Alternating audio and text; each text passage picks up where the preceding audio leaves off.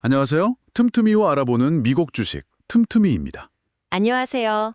오늘 저희가 함께 파헤쳐볼 기업은 바로 마이크론 테크놀로지, 티커는 MU입니다. 네, AI 칩 전쟁의 숨은 승자라고도 불리는 기업이죠. 맞아요. 혹시 요즘 컴퓨터 부품 가격 보셨어요? 제가 진짜 깜짝 놀란 게 램 가격이 정말 무섭게 올랐더라고요. 아, 네네. 체감 많이 되죠. 바로 그게 오늘 이야기할 이 기업과 아주 깊은 관련이 있습니다.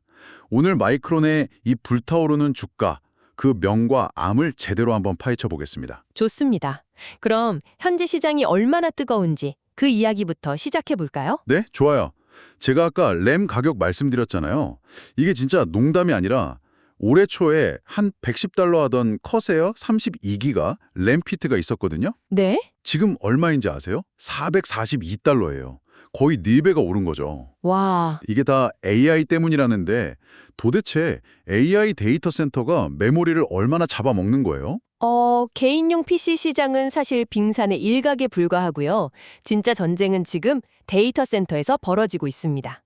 팩트를 하나 말씀드리면요. 네. 2025년 3분기 D램 계약 가격이 작년 같은 기간에 비해서 이게 무려 171.8%나 급등했어요. 171.8이요? 네, 금값 상승률보다 훨씬 높습니다. 와, 정말 엄청나네요. 그 원인이 역시 그 AI 데이터 센터 때문인 거군요. 그렇죠.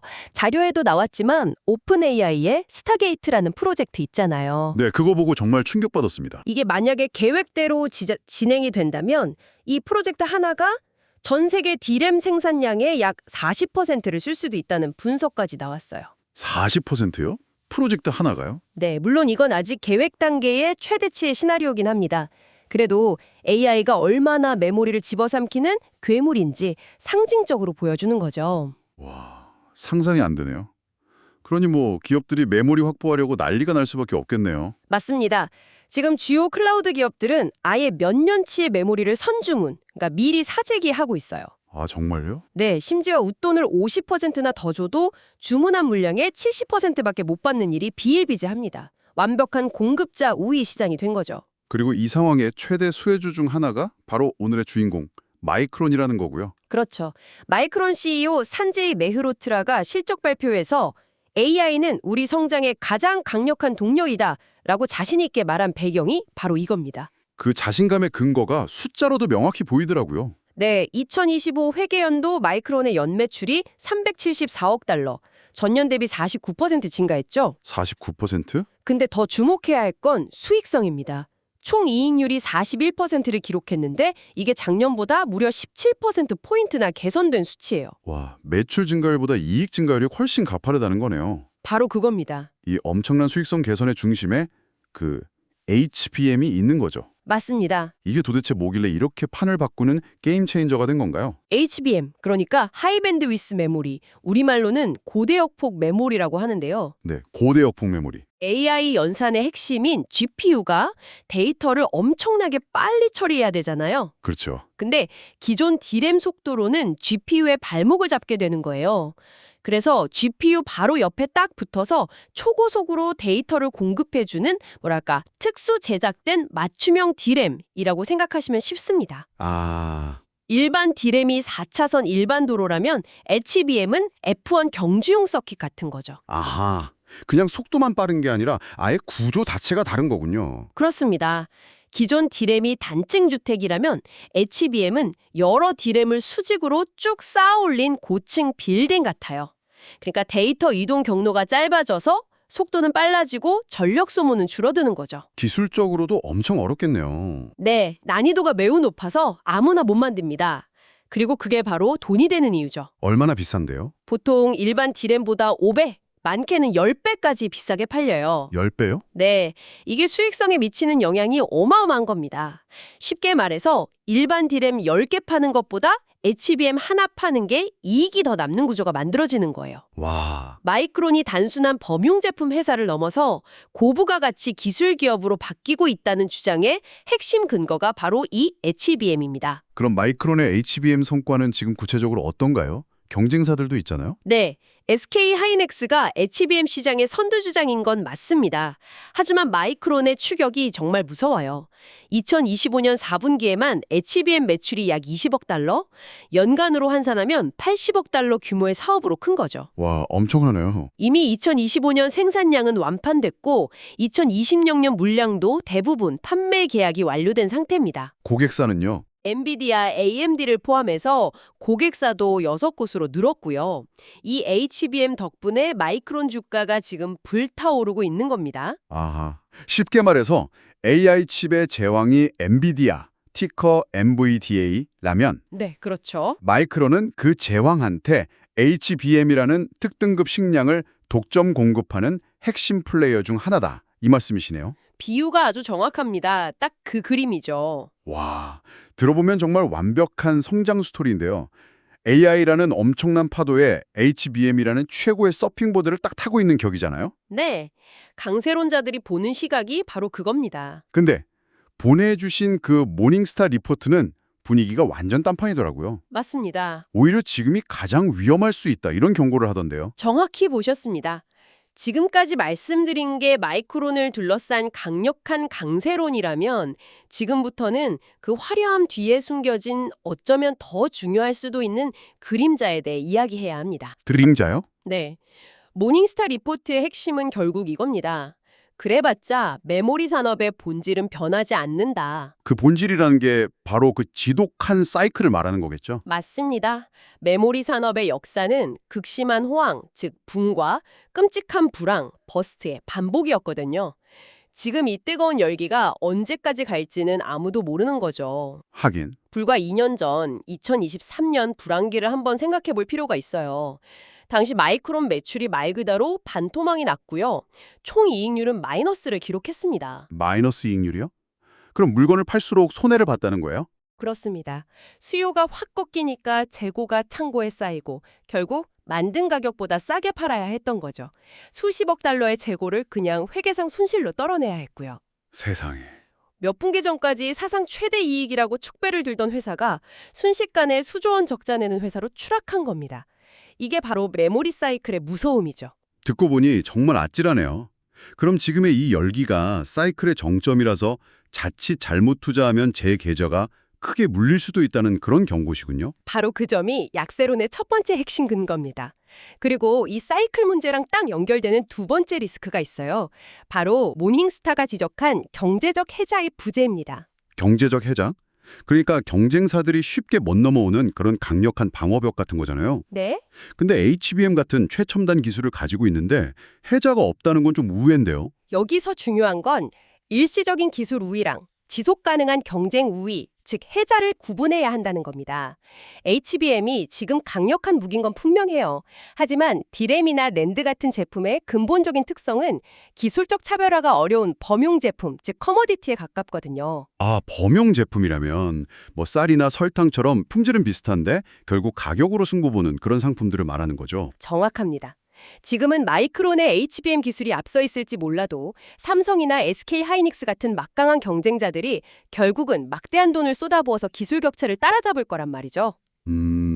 그렇게 되면 HBM 역시 시간이 지나면서 점점 더 범용화되고 결국 또다시 피 튀기는 가격 경쟁, 치킨 게임이 벌어질 수 있다는 겁니다. 듣고 보니 일리가 있네요. 근데 한 가지 이상한 점이 있어요. 경쟁이 그렇게 치열한 구조라면 왜 지금은 삼성, SK 하이닉스, 마이크론 세 회사의 메모리 가격이 다 같이 오르고 있는 거죠? 아주 예리한 질문입니다. 누군가 한 명쯤은 가격을 낮춰서 점유율을 뺏어올 수도 있는 거 아니에요? 바로 그 질문이 세 번째 리스크, 과점 시장의 구조적 문제와 연결됩니다. 디램 시장은 이 세 회사가 전 세계 시장의 95% 이상을 장악한 전형적인 과점 구조예요. 그렇죠. 세 회사가 다 해먹죠.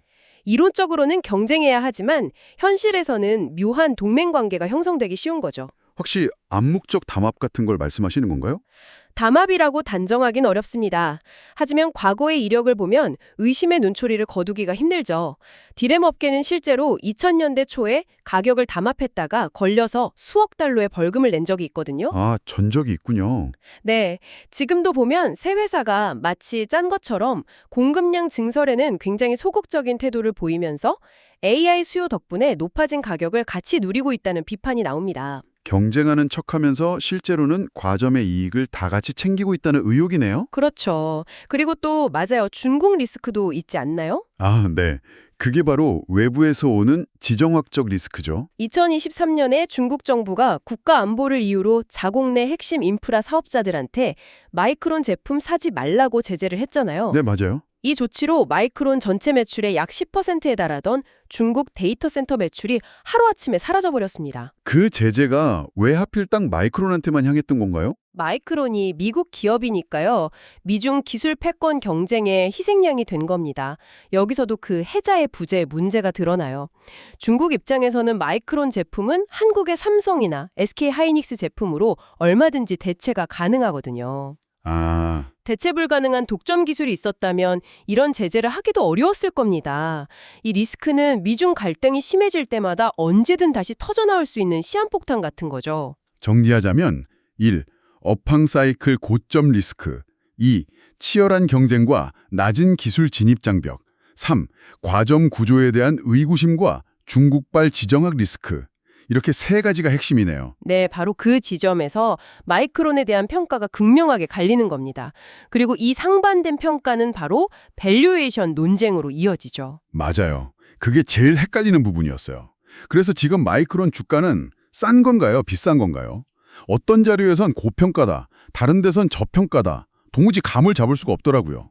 그 밸류에이션 논쟁의 핵심은요, 마이크론을 어떤 종류의 기업으로 보느냐에 따라서 계산법 자체가 달라지기 때문입니다.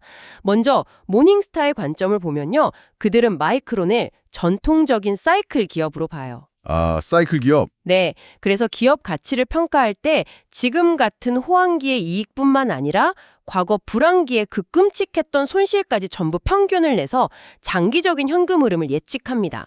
즉, 이 파티는 언젠가 끝난다는 걸 가정에 깔고 있는 거죠. 아, 그러니까 미래에 닥쳐올 불황까지 미리 계산해 넣으니까 현재의 이 뜨거운 주가에 비해서 적정 주가가 낮게 나올 수밖에 없는 거군요. 정확합니다. 그래서 적정가를 115달러로 보고 현재 주가 127달러는 고평가라고 판단한 거죠. 지금 주가의 미래의 낙관론이 너무 과하게 반영됐다 이 말이네요. 네.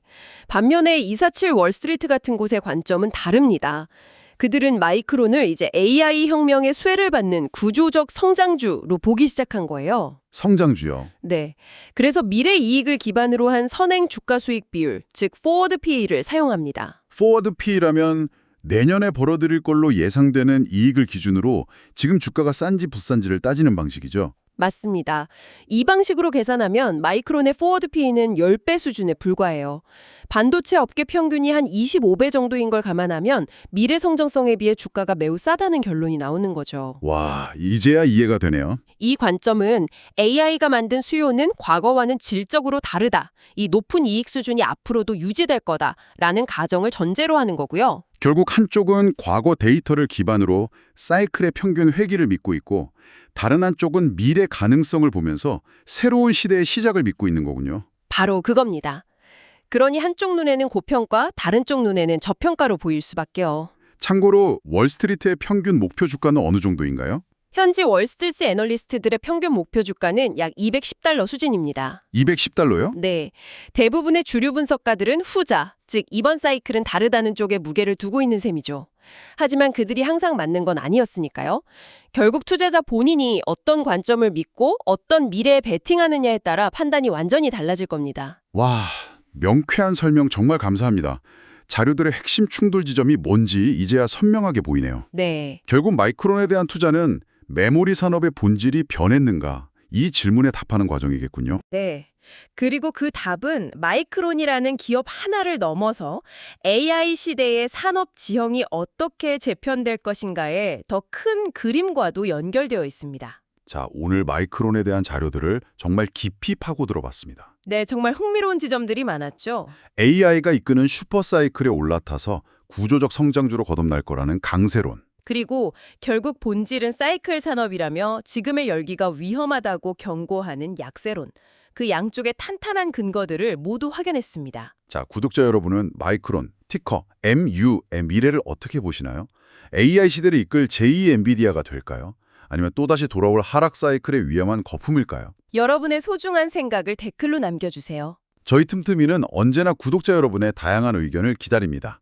지금까지 틈틈이었습니다. 감사합니다. 감사합니다.